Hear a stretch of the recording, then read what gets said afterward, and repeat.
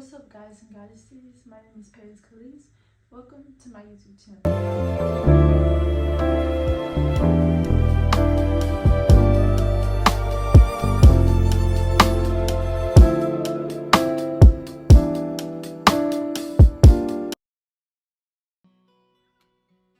But yes, I became consciously aware of it through just kind of noticing patterns, because once you become conscious of yourself, you notice the patterns and the things that you do every day, and you notice things that aren't really like healthy patterns. And I think that's really how I identified what it exactly was, and just how much it affects me even now. One of the things that, well, I'm just gonna go through like a list of things, kind of like basically off the head of what are examples of me having it. So let's say, like, I remember as a kid, and I talked about this on my TikTok a while ago, but I remember as a kid I had like little things, like little detailed things would bother me, such as like if somebody was rubbing their jacket on me, or let's say we're laying in the same bed and like you're shaking your knee, you're shaking your leg, stuff like that. If they constantly rubbing their fur jacket on me. Another thing I could say, even like into adulthood or just young adulthood, I noticed too, like if I have a conversation with somebody and like it's something like, or even with somebody new or anything, like a lot of it be kind of overthinking too.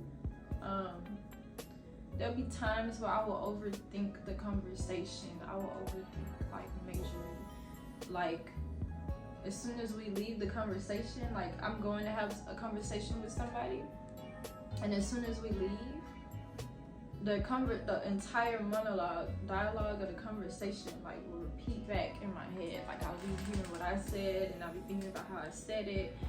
And other like examples would be kind of just intrusive thoughts, and like how normally you would think about intrusive thoughts, the thoughts that kind of come in that might be like kind of catch you off guard and be like, why did you just think something like that? It could be something really negative.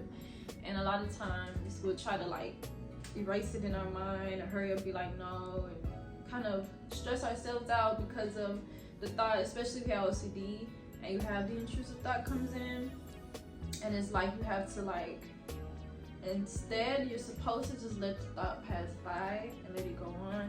But a lot of times, and I've read about this too, a lot of times people with OCD, when you constantly think about the thought, it will constantly bother you and make you question things within yourself, which is like, you know, very annoying. But yes, I basically just kind of having to remind myself it's just an intrusive thought, just let it pass, let it keep rolling through your mind. This is basically me. And then another thing too, I'll be having like a whole monologue of thinking about how everything happens, how everything goes, how I'm doing things like day-to-day tasks, all the above. I think a good example, like if you ever watched the show on Netflix, Jenny and Georgia, like when she was having that little monologue, that's like the first time I had ever seen somebody really like portray what it's like on camera, on like a TV show or something, or like, and then I was like, that's the best way to describe it, because it's hard to really just describe to people like what it's like. It's like you doing things every day and you having like a whole and a monologue, especially when things happen or something catches you off guard. You're like, okay, I gotta do this, I gotta do this, I gotta do that, like what can I do? And then your mind is just constantly like racing. It's also another thing too, I'll catch myself doing stuff like trying to make things neat, or it's got to be a certain type of way, like it's got to be a certain way or a certain aligned a certain way, or bother me. Like there's also been moments where things that's not really in order, if it's not really in order, it kind of just throws me off. It's like almost having to be set in stone. I don't know if it was something to do with me being maybe in sports, or maybe just how I was raised. It could have been dealing with family, all types of stuff that comes with it. But at times it can be good. I can say it has an upside, and at times it can be really bad because it can mainly like times with the intrusive thoughts. But at times when like I really need to get things in order, sometimes it actually works in my favor. So it's almost like I kind of feel like I do like the upsides of it because I kind of more detail oriented than how, but at the same time at times it can be overly detail oriented. It's almost like you have to make sure you keep a balance with it at the same time. I think a new one that I just kind of discovered was like sensations like in your body, your vessel, like almost like, okay, there'll be times where I'll be kind of anxious or irritated a little bit, and like I'm trying to hurry up and get something done, or I'm trying to focus, and it's like myself, me, like I don't know if it's my spirit, but it's like I can feel myself entirely inside of my whole body, inside of my vessel, and it's like I just be wanting to get out. It's like almost like it's almost uncomfortable, like I can feel physically the uncomfortableness in my vessel or whatever. But then when I keep like going on what I'm doing, I notice that versus stopping and getting agitated in that moment, I'll forget about it and I'll just keep going with that. And I looked it up as well, and that's also connected to the OCD as well. I didn't even know that, and I was wondering why that, like almost like feeling like you want to get out of your own skin, almost like that. But yes, I did want to come out and talk about that because I felt like not only just being an empath, which I talked about in another video on my YouTube channel, which you can check that video out as well too, because I talked deeper into that. I think I might make a part 2 of that because there's a lot of other things I kind of realized with that on my conscious journey, but also how OCD also plays a factor within my life as well too. I don't know if anxious attachment styles might be a part of that too, but I'm working much better on that than I was before. But I'm working much better towards that, being anxious towards people or anything like that. I think that might also be connected to being an empath. But yes, I'm working more towards that. I'm working mainly towards working on self, if that makes sense, like focusing on what's best for me in a situation, and because everybody else at the same time is also going to focus on what's best for them. So it's mainly like trying to focus on mainly what's best for me at this time, especially right now in my life. When I do that, it really just, you know, makes everything, because the thing about it, when you focus on yourself, regardless of how much you think, like you feel like you need to be anxious, or you want to help this person, or you want to include this person in your life, you have to recognize that with yourself, the more that you're focusing on yourself, the energy transfers. So it's like, let's say you're constantly doing this, you're constantly uplooking this, the energy follows. So people that align with you, or whatever energy that basically, like, a lot of times if they're not doing this, but they see the progress of what you're doing, it'll make them want to do better. So you don't really have to always be the type of person to lend a hand and stuff. And that's kind of what I really wanted to probably talk about if I do a part 2 of being an empath on my YouTube channel, like how important it is to, the importance of being the example and focusing mainly on helping yourself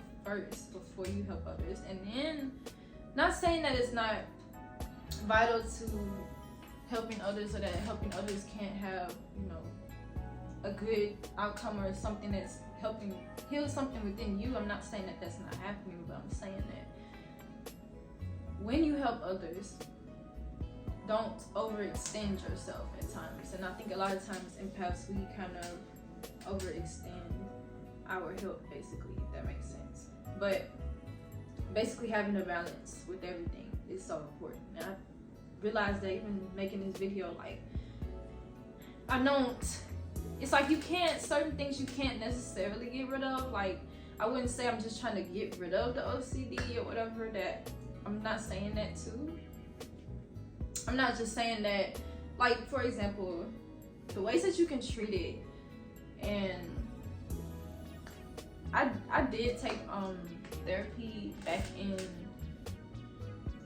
high school. I think it was around 9th, 10th grade, kind of towards the beginning of COVID. Like, I went there, and one thing that she did say to me was that you can't just, like, whatever is going on with you, you can't just sometimes push it out or like let it give it away, but sometimes you can find a way to work with it. Like, what's almost kind of like the way that I look at it is like, what's the upside of how I can handle whatever this is, like the OCD or whatever. What's the upside of it? Like I said, it sometimes works best when I'm trying to be detail oriented, I'm trying to be more organized.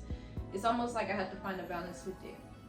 Some of the ways that actually help me with it is mainly grounding and connecting with self, watching how I respond, observing but not absorbing.